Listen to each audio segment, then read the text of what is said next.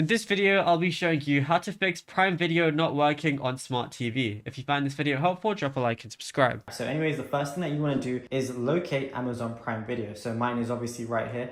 Let's say when you're on, your account, it's just bugging out a lot or anything like that. You can't actually do anything in settings. There's nothing in settings that will allow you to reset the app or anything like that, or just make it run better. So what you're gonna have to do is press the home button again, go to your app section, find Prime Video, and what you want to do is long press on Prime Video, like with the select button on your remote. Then from here, just go ahead and click remove. So once it's removed, don't worry, all you got to do to install it again is go to search, which is all the way on the left. Now once you click search, all you got to do is search for Amazon Prime Video at the very top right here. And then once you have it installed again, it's going to show up right here, but it might not show up at the very start. So what you're going to have to do is go all the way to the right. It might be like right here. And then what you have to do is press the edit list button. Then you can just select something that's over here. Like let's say Amazon Prime is over here. Then you can move it all the way to the other side and then just log in again, and then you'll be good to go.